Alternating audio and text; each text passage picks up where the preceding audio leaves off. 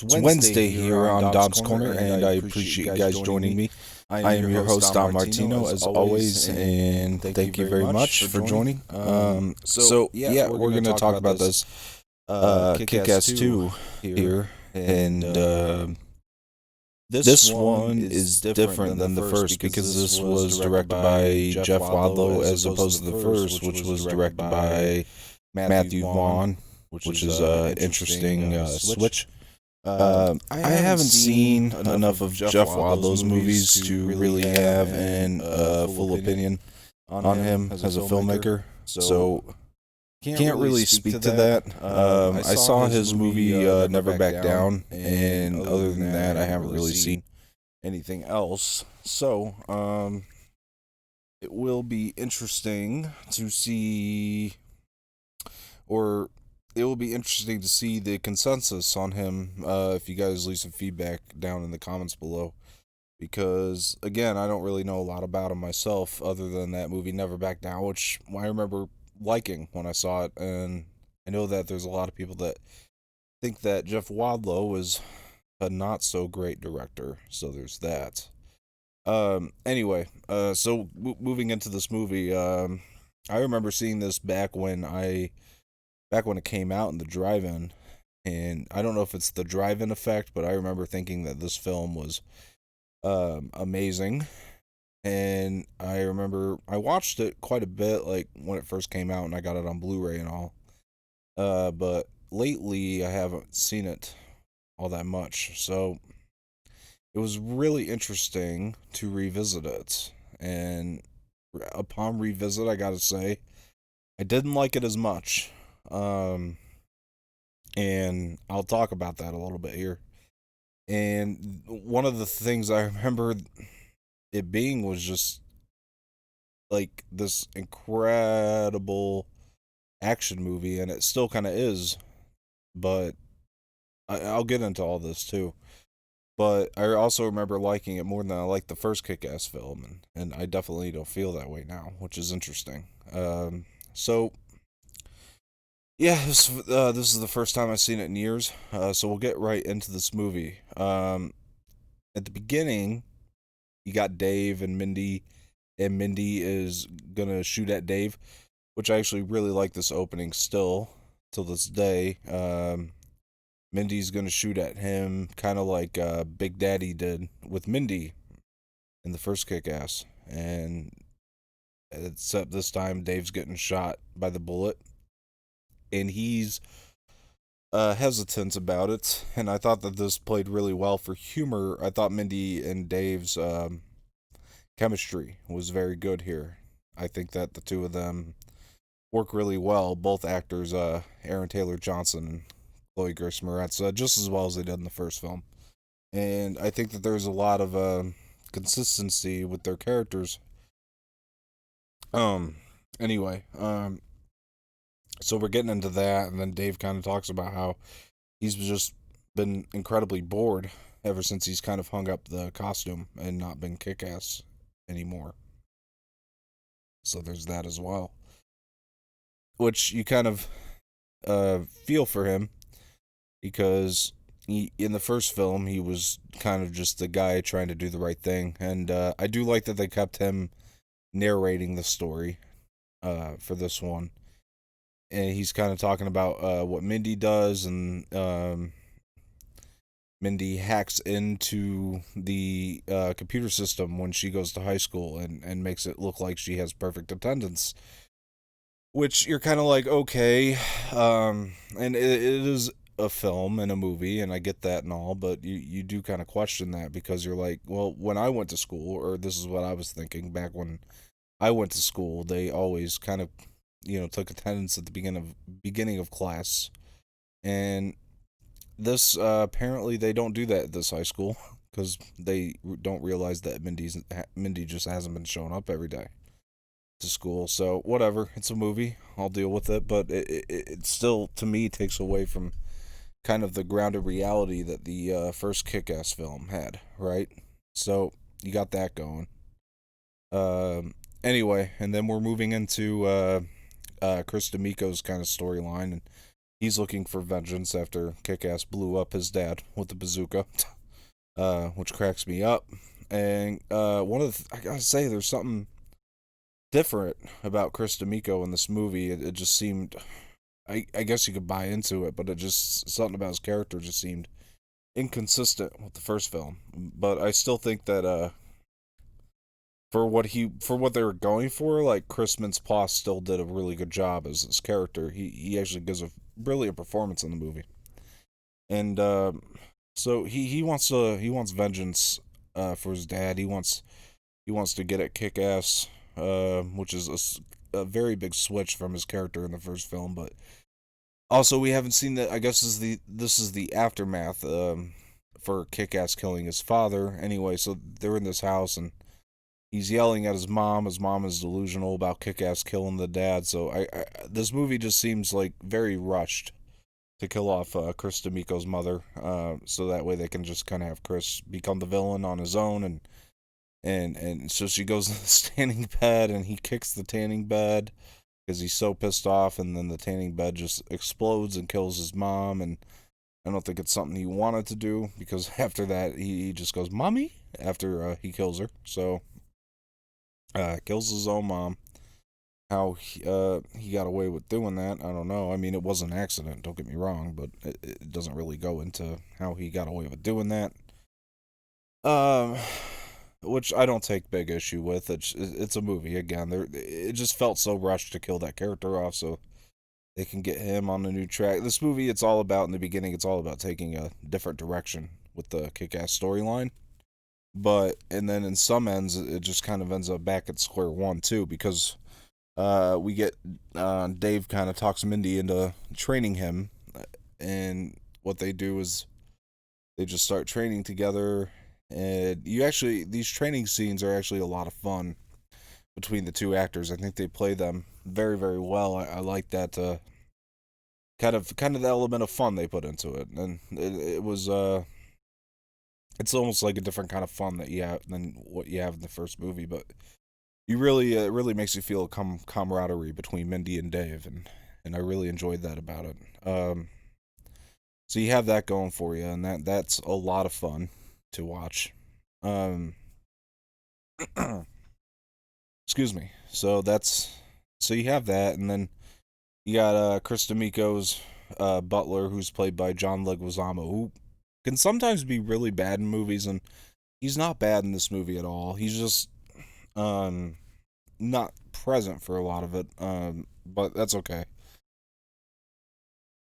And the other thing that I actually really like is the camaraderie between Mindy and the character of Marcus. You find out that Marcus is raising Mindy now, which actually makes a lot of sense. Except it's a new actor playing Marcus in this, which okay, whatever. I'm fine with that too. Because he actually does a really good job playing this character Marcus, and it didn't feel all that different to me from the original actor. It's an actor switch that felt fairly seamless to me. But anyway, so Marcus finds out that Mindy's cutting class because I think he saw her run off with the boy, which was Dave, and he finds out about that. And Mindy kind of plays it off like it was like the only day of school that she'd missed, and so he kind of makes it a point to keep checking up on her. And she has Dave kind of go out and fight some real bad dudes. Now that he's been trained, they really the beginning is very rushed, but like I said, I still had fun with the training montage with Mindy and Dave. I thought that was still a lot of fun.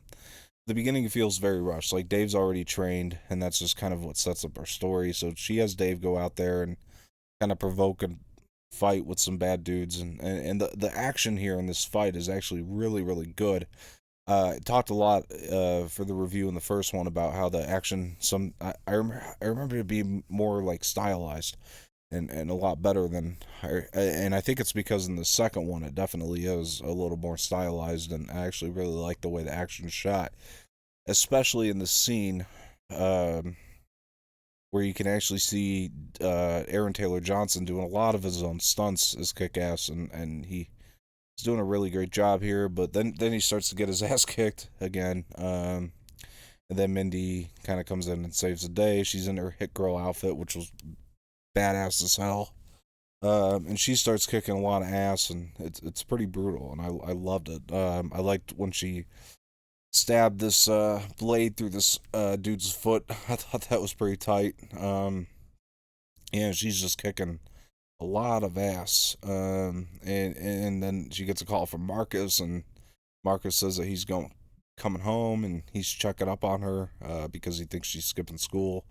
She plays it off like um, she stayed home sick, and so she speeds her way home. She ends up in bed and plays it off like she's sick, and Marcus is he goes up there, and I like their relationship, and he's really trying to put her on a track that's not hit girl though, and she's very conflicted about that, and he she's under the covers, and he pulls the covers off, and she's got her entire uniform on. uh you know he finds some blood on her face. That's why he suspects that she might be doing the hit girl thing again, and you can't really blame him for that. So he's got that going. So he tells her like, this has to stop, you gotta promise me. And she promises finally that she won't be hit girl again, and she actually sticks with it. And then you got Dave talking to her in school, and he's upset about this, and he tells her, um, you can't give up on this hit girl thing, and we started something, and she's like, I'm sorry, I can't let Marcus down. And then everybody in the high school thinks they broke up for some odd reason. I find this scene to be really odd. I really think they couldn't get Katie Fonseca back to play his girlfriend for too long, so I think they just needed her for the cameo. So she thinks she's having sex with Mindy, or he's having sex with Mindy, and then she admits she's cheating on him. This whole scene is really awkward. So she smacks him, breaks up with him, and then you got Todd and Marty there in the school. And by the way, Clark Duke does a much better job in this. He's always good, but I mean he's got a more predominant role as a Todd than he did in the first. And then Marty is played by not Evan Peters this time. They had to switch the actor, and that makes sense because Evan Peters' career was starting to go up at this point. Like he was getting other roles. Not that Kick-Ass isn't a good movie to do. He was like busy with American Horror Story, so it made a lot of sense that they couldn't get Evan Peters back. And whatever. The actor changes are they're kind of a flaw, but they're not anything that bothered me too much. I mean, it happens quite a bit in movies, so I dealt with them. Anyway, so moving on. He it's not even a big deal. Like, it's like a breakup, and with his girlfriend Katie. And then we kind of switch to, like, we get some scenes with Chris where he's talking to his butler John Leguizamo, and then they have I don't know, this part where they pull out his mom's sex toys. I actually thought this was funny, and they spill out all over the place, and he just has this Chris D'Amico just has this mortified look on his face. But then goes in this weird phase where he puts on all his mom's sex toys, and I know it sounds really dumb when I'm saying it out loud like that, but this stuff actually worked for me strangely. He wears all the mom's, not sex toys, but like what would you call it, like sex attire. um and he puts it all on, and he's just kind of going insane, and then the butler walks in, and he's like he's like, what's going on, Chris? Or and then Chris is like, oh, it's not my name anymore. And the butler goes, oh, it's Red Mist. And Chris goes, no, that was my hero name. From henceforth, I'll be known as the motherfucker. And he so it kind of reveals he's going to be a supervillain, and so he's now the motherfucker, right? Which I find all this to be hilarious for whatever reason. So he's walking around in this goofy outfit, and then he's going out in his Uber, and he's just going out and causing chaos. And like, I think Chris Mintz-Plasse did a really good job with this stuff. Goes in this gas station, just starts shooting shit, and I actually thought this stuff was a lot of fun. Then Dave's going out. He feels like he's fully trained, and he's trying to meet up with other superheroes because Mindy's not going to do it anymore, right? So he meets up with this. I can't remember the hero's name, but he's played by Donald Faison, who should be in more stuff. This guy's really funny, and I liked him in this movie. And so they start messing with some guy, or this guy's actually uh start messing with Dave, and him and Donald Faison's character start kicking ass. And he tells Dave that there's this thing, this group of like people who want to be superheroes, and that they should meet up with them, and they're just kind of going out and fighting crime, which is an aspect I really like about this movie, but we'll get into that in a bit. Meanwhile, you kind of got Marcos wanting Mindy to go to this girl's baseball party, or not baseball party, slumber party. I don't know why I said baseball party. Geez, and he wants Mindy to go to this slumber party. So Mindy goes to the slumber party, and now this is kind of the Mean Girls angle, which actually really works for me as well. So we get into this Mean Girls angle, but my problem with this whole Mean Girls thing is that yes, it's derivative of the movie Mean Girls, and that's okay. I think it's really cool to kind of put Mindy's character in this situation with these types of girls, but there's this one girl in there that is just so dumb, and you're just kind of like you're watching, and you're like, no girl acts this way, right? Like she's just dumb, and there's no girl out there that is that dumb. I don't care. I know what they're trying to do here, but anyway, I like these moments. I think that they favored Mindy, but the girl characters weren't as good as they could have been, I think, and but it did play to Mindy's strengths as a character, because you kind of see her, start to kind of go down a different path, and start avoiding the hit girl thing, and she's experiencing regular teenage girl type things, and I thought that this was a lot of fun to bring to her character.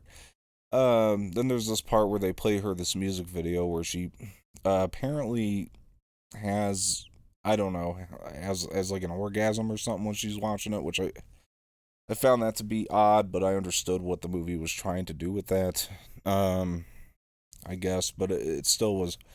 It played kind of awkward, but whatever. You get it. I like the angle that they were trying to do. I just don't know if it was all that well executed at every moment of it. But um, so Dave goes out and he meets these guys, and my favorite of this group is the group leader, who's Colonel Stars and Stripes, who's one of the best parts of this entire movie, played by Jim Carrey. In Jim Carrey performance that is incredible, because this is so far from anything you've seen Jim Carrey do, and I was very blown away by that. So you see Jim Carrey leading this group, and then they're going around the group and they're all telling their origin stories. There's one called Night Bitch, and her and Kick Ass have chemistry, and I actually like the chemistry between the two. Um, like they clearly have a thing for each other, right? Like right from the get go. And then this was really funny is Battle Guy starts telling his origin story, and it's Batman's origin story clearly. And Marty is his friend's name. I'm sorry, I think I got him mixed up. I was talking about them earlier, but Marty is Clark Duke's character, and that's who was telling the Batman origin story as Battle Guy, right? And Kick Ass looks at him and goes, "Oh my gosh, Marty!" And it's his friend Marty. I like the way he played. He was like, "I don't know what he's talking about, a new guy," you know. And that was really funny to me. But anyway, so um, this is where the movie actually gets really good to me, because before this it was messy. It was rough, kind of getting in there, right? So you got Mindy down her own path, and then Kick-Ass is hanging out with these new heroes, and they're going out and fighting crime, and he tells Mindy about this, and Mindy's like getting mad, and because Dave's like kind of like you're putting on the mask now. This is the mask. Mindy McCready uh is the mask now. And she gets mad about that. So she tells so she tells him to basically go to hell, right? And then right in front of him, she asks this guy on a date, and this guy agrees to it, and he takes her out on this date, And when he goes, when they go on the date, it's out in the middle of the woods, and she's all paranoid, and you understand that because of her hit girl sort of background. And then so she's going into the woods with this guy, and she's telling him, "Hey, hey, back off, man," because she's hearing noises, right? So she's all freaking out, and it turned out to be the girls who were who she was hanging out with. This like Mean Girls aspect that they were kind of playing. And oh, by the way, I gotta go back a little bit because there's this whole scene with the dance team that I gotta mention because it's so good.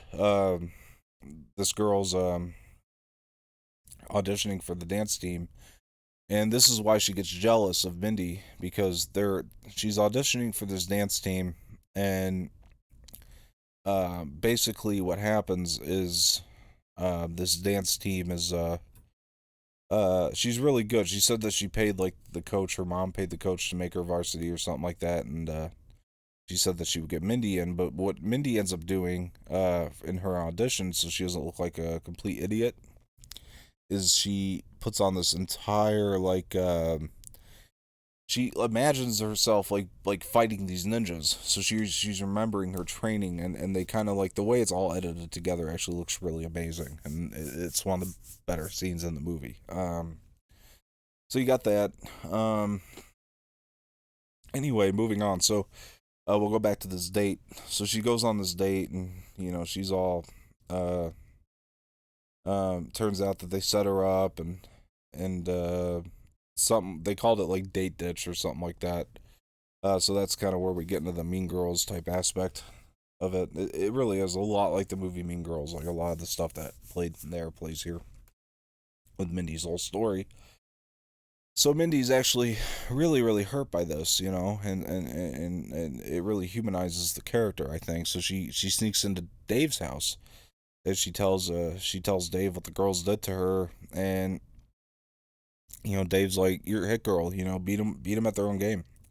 So she puts on all this makeup and comes in looking stunning compared to them even, and she sits down at their lunch table and she's like, "I got this thingy," and so she hits this button and it makes them all this is hysterical and insane. It makes them all puke and shit all over the place. It's just this insane scene, and um could have been even more insane.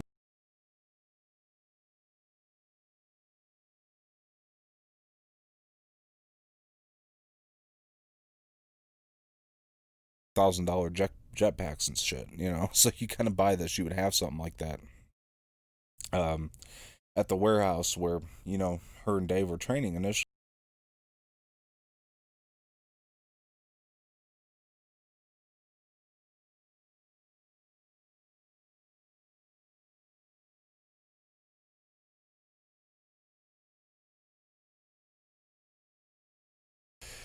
I might be jumping all over the place, but that's why, if you're wondering. Anyway, so Dave is going out on this mission to fight crime, and my one of my favorite lines from Jim Carrey is they beat all these guys up, right? And I love Jim Carrey's lines here. Like one of the things that he does when I think it's Clark Duke's character is like, are we just gonna break in here? And Jim Carrey's like, "I thought it'd be more polite if we knock," or something like that. That was pretty funny. And so they just they knock, and he is very polite. He's like, "Excuse me, sir." So and he's talking to the security guy anyway. They go in, they kick all these guys' asses, and this action scene is um slightly choppy, but a lot of fun to watch. The editing is a little choppy on this action sequence, but it's still a lot of fun to watch. And so they kick these guys' asses, and then they got the guy they were after this entire time, and he Colonel Sergeant Stripes sets his dog on this guy, and he's like, the guy's yelling, he's like, "Yeah, there's a dog on your balls." I do love that line. I thought that was really funny, and so yeah, so they're you really feel like they're making a difference in these moments, and that's one of the good things that it sets up. And um, Kick-Ass looks at Colonel Sergeant Stripes. He's like, "Were you really gonna shoot that guy?" And he's like, "I'll let you know a little secret." And I love this. And he opens up the gun. He's like, "Empty. Don't tell the bad guys." And I love that because he really, Colonel Sergeant Stripes it sets him up to be this amazing character, and you just know that he means well, and you really like this guy at this point. And they did an amazing job with this character, and they have this whole thing where there's this whole speech and everything, and they call their team Justice Forever, which I guess is kind of a play on the Justice League. But this whole like cheer or chant that they do before they go out and fight crime is cool. Apparently Jim Carrey like made up the entire thing that day. I thought that was cool. Like in real life on set. So, so you really feel like this team's making a difference. Kick Ass and Night Bitch are having sex and all that. And anyway, to move on to what Chris D'Amico's doing is he's training. I thought this stuff was funny in the boxing ring because he's training with like Chuck Liddell, and the butler's like, "You sure he's gonna be okay?" Because they're doing this boxing thing, right? And Chuck's like, "Oh yeah, your boy really knows his stuff." And then Chris just starts getting his ass kicked. I thought that was funny. And he's on the ground, and his butler tries to help him up from the ground. He's like, "Get off me! I was winning." And he's like, "No, no, you were crying," And so anyway, so he's like, "Fuck this! My superpower is that I'm rich as shit." And then he takes the money and buys out this boxer dude, and he calls him Black Death or whatever. And then the butler comes back. It's like the next day or something. He tells Chris that he's put together an entire squad of superheroes for him, and Mother Russia's the one that's like, I guess, was supposed to be super badass in this movie, and she is. I mean, she's crazy. And because they show like all the stuff that these people did in their past and what they've been to prison for, and that there were some real bad people. Um, then you got this little thing where Kick Ass is and or Dave and Marty try to get Todd into the group, and then Todd. Um, this scene was really funny, and he's coming up with all these names that are actually derivative of the name Kick-Ass. And he's like the one name when he tried to come up with for himself was Ass Kicker, right? And what was it that I thought this was really funny when he said, "I'm just trying to fit in," or something like that, or something, and then oh, his costume, he had like a lot of camel toe. He's like, I'm just trying to fit in or something like that. And then Marty's like, "Well, you could have fooled me, ass liquor." And I thought that was hysterical. Um, and then Marty gets mad, or Todd gets mad. I get those two mixed up. I'm sorry. Todd gets mad and leaves the house, and um, you find out that oh, that this is one of the things that was insane as hell is that they go and they find out about Night Bitch, right? So they well, the first thing they do is they find out about the whole entire superhero team.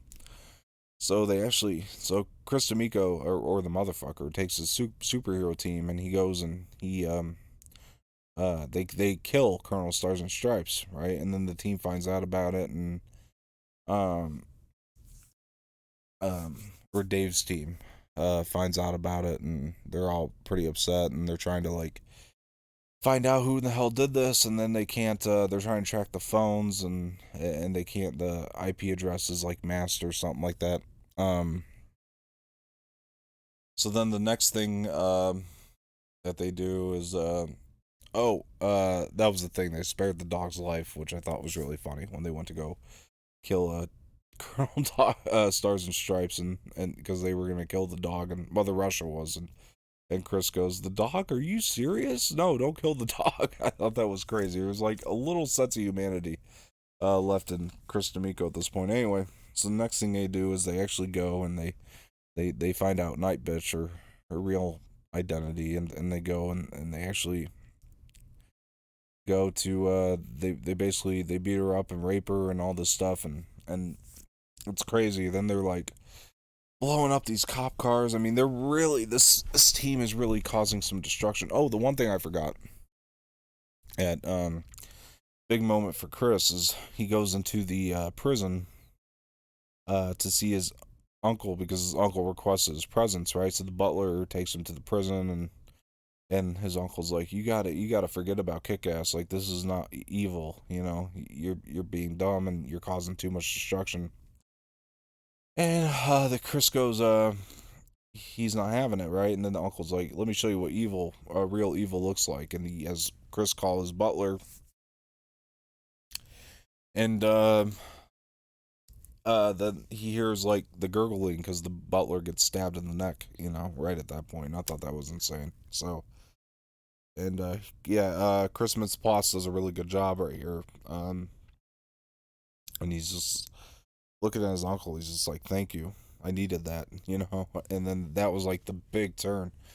Anyway, let's fast forward to all the stuff I was talking about. They're causing all this destruction, and um, Dave finds out about Night Bitch, and he goes and sees her at the hospital, and he's just basically like, he comes in without his mask, so he looks at her and he's like, it's Dave, you know. She had no idea who he was, and she's sitting there all torn and beaten up, and you know they're really conflicted at this point because they're like this. And I like that they kept the theme from the first film, like that this stuff has real consequences, you know. Um. Anyway, Dave calls Mindy and he's like, "This is getting really, really bad out of hand," you know. And Mindy's like, "I can't help you because I'm grounded and I made that promise and I'm still not gonna help out with this, you know." And Dave's like not thrilled about it, you know. And because Mindy at this point is the only one, you know, who can do anything about it, right? And help out. So he's upset about this, and then it gets to the point where Dave's dad, who by the way throughout this entire film has been kind of suspecting like there was something up with Dave, you know, right? Like he actually thought he was on drugs at one point. So Dave comes home and his dad finds out that he's been kick-ass this entire time because you know he found blood on the batons and he found his suit in his room, and he's like, um, so he's really upset about this with Dave, right? So um, anyway, so now all this destruction's going on, but the police force thinks that it's kick-ass because up until this point that was the only like superhero that they knew of, and you know the witnesses are saying like a group of people just like superheroes are, you know, messing up the city, so they think it's kick-ass and his team, so they're trying to go after kick-ass. And I thought the cop was funny. Oh no, you know what it was, they didn't think it was kick-ass, they're just trying to get anybody dressed in superhero outfits, right? So I thought the cop was funny because the Marcus goes, "Why is Kick-Ass on this list? He didn't do anything wrong." The cop, he's so intense. He's like, "I don't give a shit." You know, I don't know why that made me laugh so hard, but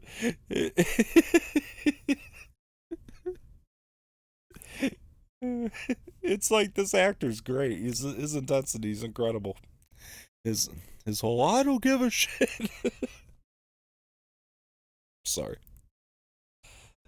I just thought that was really funny, but I know it probably wasn't supposed to be, but it was it was so uncalled for.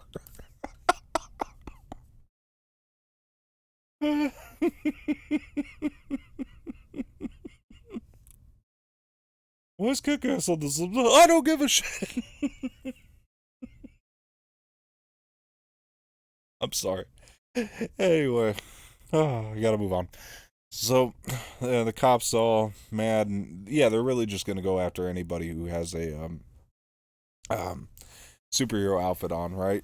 And Kick-Ass included. So, they go to the house, and Dave comes home at one point. And he sees a dad just getting arrested, and I thought the scene was really good. The score here is very good. The score throughout this movie is pretty amazing. Dad's getting arrested, and he finds out that you know he turned himself in right as Kick-Ass, right? Which is was like a crazy turn in this movie. And so Dave goes to the jail and he tells his dad, he's like, "There's people right now out there, Dad, that like want to kill Kick-Ass." And he's like, "Well, I gave myself up as Kick-Ass, so and the safest place for him right now is in jail, right? Locked up behind bars." Well, no, because Chris and his team, after Dave leaves, they come and they murder Dave's dad, and then they send it to Dave, a picture of the dad just murdered in the jail cell, right? And they send it to Dave, and yeah, Dave's like, "It's really weird. I just got a text from Chris D'Amico," and he looks at the picture. It's his dad, and this is really dramatic stuff. Actually, it gets really intense right around here. I actually like this. I mean, it was pretty emotional, but I enjoyed it. So the dad's dead, right? So Dave goes to the funeral, and Mindy shows up to the funeral, and and she's like, "I am so sorry." Oh, and Dave also explains, like, he gives that photo to the cops and shows that it was Chris, but they could not find him and they couldn't track his phone. Chris is gone, right? And then we find out too that Chris also has his own warehouse and everything. And anyway, so he yeah, so Dave's sitting there all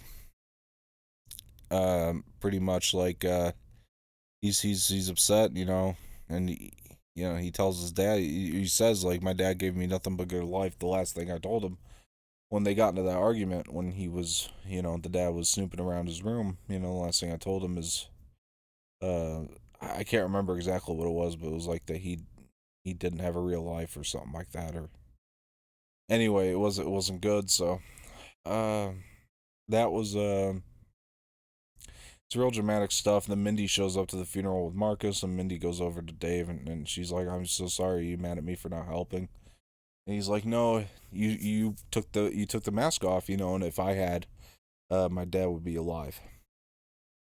She hugs him. It's a really, really sweet moment between the two characters. And right as she's hugging him, she sees these guys pulling out these guns. Right, so she's like, "Get down!" Then this entire like insane thing happens at this funeral. Right, this big shootout, and it's intense as hell. Um, and I loved it. Like, the entire superhero team is there too. At the funeral, and but there's this insane shootout. Mindy goes flying up against this thing, and anyway, they get Dave in this van, and they they kidnap him, and then because they know they didn't get the real Kick-Ass, right, with the dad. So Dave's in his van, and they're speeding off, and anyway, so then Mindy gets the. It turns out Mindy is like kind of like skidding on the van, right? Like, she's on the van with them, and then so she just starts shooting around, and oh my gosh, this moment with Hit Girl is amazing. Like, you could tell there's like definitely definite green screen stuff going on in this. Like, the technology was not there when this movie was made, but just watching Hit Girl just be Hit Girl, it's incredible. And Chloe Grace Moretz does an incredible job in this movie. I mean, she really really does. You can tell she's grown so much as an actress, just even for the first film. So performance wise, she's incredible. So she's kicking ass, and then I love the scene where she takes the gun from the guy, the driver, and because he's like aiming at her, she like just takes it from him and just pull over, and then she's saying some very hit girl things to this guy while she's like tasing him. They have him tied up in this like junkyard type thing, right? And then Dave is Dave looks at Mindy, and he's like, "This is insane. We can't do this right now. This is my dad's funeral." And she's like, "Dave, your dad loved you just like my dad loved me, you know." And it's really incredible moments between these two characters, and this is stuff in this movie that, like, it really makes it amazing. And um, Marcus calls Mindy, and they're back at the old compound, right? Like, when Mindy and Big Daddy's old compound, right? And so Marcus calls her, and he's like, "You got to get back right now." And there's just this like epiphany that hits Mindy, right? And she tells Marcus, like, my dad gave me a gift and I can't escape that, no matter what. And she's like, I know who I am now. I'm Hit Girl. And it's a really, really great moment. I love the way the score kicks in here. And anyway, she's telling Dave, she's like, people are gonna die tonight because we're gonna go break into this compound and we're gonna essentially we're inviting this we're gonna invite everybody. Like it's like calling all people that have ever wanted to, make a difference in this world. Is kind of what I got out of this moment here, and because they send out this mass thing, and um, they're prepping for battle, and Dave gets in his outfit, and I like the little look that Mindy gives Dave when he, takes his shirt off, and because you could tell she's really starting to own herself as a woman. She's becoming a woman. This is really Mindy's kind of this movie is Mindy's kind of transformation into womanhood, and so she's never seen a guy like shirtless like that before. So she's gets her a little hot and bothered, I guess, and so she's got Dave. So she tells Dave, like um all right, you ready? And then they go and take off, and then they kind of flash to Chris D'Amico's warehouse, and he gets up on the stage. This music starts playing. He's like, "We're gonna kill Kick Ass," and then Todd's there, right? His buddy Todd, and I don't think his buddy Todd realized how intense this is all gonna be, and he, he's like, he's kidding, right? He looks at a guy, and the guy's just like, "Motherfucker, don't kid." And I like that a lot. Um, and then he's like, "We're gonna fuck shit up." Chris D'Amico's on the stage still talking with this ridiculous music playing behind him, but he's like, "We're gonna kill Kick Ass or my name's not." And then you just hear, this is badass. Dave Lazuski go, "Chris D'Amico," and everybody just turns and sees Dave and Mindy there. And Chris goes up to Dave. He's like, "That's not my name." He's like, "Yeah, that's right. Your new name's Little Bitch." And I I like something. What was it? Something like oh, you gonna shit on something or something like that. And I don't remember the line, but I just remember the funny thing being the motherfucker saying, "Yeah, I'm gonna wipe my ass with your face" or something like that.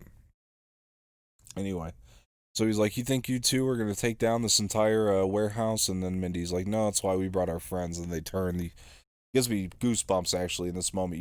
The doors open and all these people just come walking in these superhero outfits. It's getting ready for this massive superhero battle. And this moment's just amazing. Um, and it's intense, right? It's like it just becomes like it all starts up and it's literally probably the one of the best, like most epic, I would say, action sequences I've ever seen in a film. And just the stuff like, oh my gosh, because they just keep switching between all these different heroes and fighting each other, and Mindy goes up against her mother Russia. And what I love about this is you really feel the stakes in it, right? Like the score is just so good in this moment too. Oh my God, when Mindy's going up against Mother Russia, you just feel the stakes in that because she's so much bigger than Mindy, and then Dave going up against Chris D'Amico and or the motherfucker, right? This is almost like the rematch for them. But um, anyway, so um, Dave, there's this part where Kick-Ass, jumps off this balcony, and it's so cool. This action sequence, I have no words. It just gives me goosebumps every time I'm watching it. Like it really gives you the chills, and then um, finally, Mother Russia has like Mindy beaten down, and Dave goes up to the roof to get Chris D'Amico and or the motherfucker, and the motherfucker beats down Kick Ass, and so Kick Ass is down there all beaten up, and so basically Mindy finally takes out this needle, right? She's gonna get Mother Russia, and Mother Russia's like, "You think you can kill me with this little needle?" She takes the needle and she gets Mindy, You're like, oh shit, and Mindy closes her eyes and she's like, and she opens them back up, right? And they get all big. And she's like, that's not what it's for. It's so badass. And she like just takes all this like glass, right? That and she just starts stabbing the hell out of Mother Russia, and just like it's insane. Finally, she takes down Mother Russia in this moment, and then Kick-Ass is still getting beaten down, and then he finally just gets up, right, and just takes Chris down, and Chris is going through this glass, and he grabs him by the arm. He's like, what? He's like, what are you doing? He's like, I'm saving your white ass, like what are you doing? Like this is real life. This is not a comic book. I like that moment too. And Chris is like, no, you're gonna let me die, and so Chris is going down, and then you start to see the human side of Chris again. When as he's going down, he almost lands in this pool that he has like that's full of these sharks, right? And so Chris is going down. You just see him go, wait. And then he falls in this thing and gets all torn to shit in this thing, and that's the end of uh excuse me, that's the end of Chris D'Amico. All right. So we think. I'll get to that in a sec. Um, so anyway, so they all go up to the roof, and they all the heroes, and they're like, we did it. And um, um, Mindy comes in. They all do this knuckle thing, and they do the Justice Forever. So really feel the team camaraderie. I think it's Donald Faison's characters like we can't do this again though, right? So anyway, Mindy's giving Dave a ride home on her motorcycle. Which, by the way, this motorcycle, I don't think I mentioned how cool it is. It's like this purple thing to match her outfit. It's a really awesome motorcycle. But anyway, she gives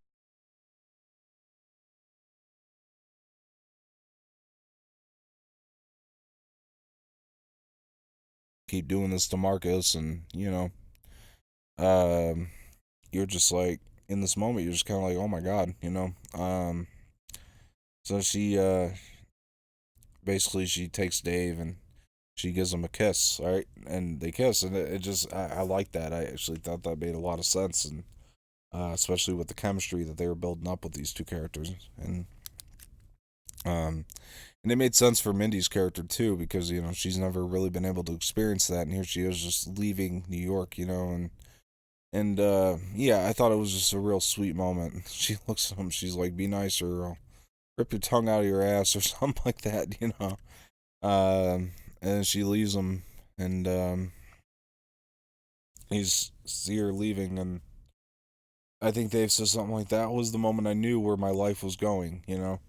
Uh, and he's talking about like in the real world there aren't really superheroes, or he has this whole incredible speech, but I was really impressed when it was like just a total badass, and then because they just show him working out doing these pull-ups, right? He's like just a total badass, like a really kick ass, and then they camera pulls out, and then they show this new helmet. It's the kick-ass design, but it's like it's all like metallic and shit, and it gets us so excited, and you're like, damn it. Then the movie ends. Um. Anyway, so that's Kick-Ass 2. Again, I think there's some real rough spots getting into the excitement. But once the excitement's there, you're like, damn it, I wish there was a third one of these. And there's unfortunately so far there's not going to be. And it's just a thing of sadness. I think the score for this movie is really good. I know I've said that already, but I can't talk enough about how good the score is and how much it just hypes you up toward the end, at least for me. And I still really enjoy this movie. I just think the first one was just more solid all the way through, but then when you get to that action scene at the end, it's so epic, right? And oh man, I don't know how to explain it. But yeah, I think they could still do a Kick-Ass 3 even with the actors being as old as they are. I would still like to see it, and I think you can do it and just set it however many years later. I know they kind of go by the comics on these to a degree, but then again, I was kind of told that Kick-Ass 2 didn't really go by the comics at all. I haven't read the comics. So I think you should continue this story. I think there's a lot of fans that would still go see it. Um, Especially this many years later, there'd be a lot of hype behind it. I actually think, because I heard that at one point in time they were thinking about just doing a Hit Girl movie, but they were going to make it a prequel, and I actually think you should do a Hit Girl movie that's not a prequel. Just do it with Chloe Grace Moretz in New York and see what she's up to over there, and then just kind of tie that into a Kick-Ass 3. That's the way I would like to see it get done, but that's just me. Anyway, guys, this has been my review of Kick-Ass 2. Again, not as solid as the first, but still an enjoyable time. What do you guys think of Kick-Ass 2?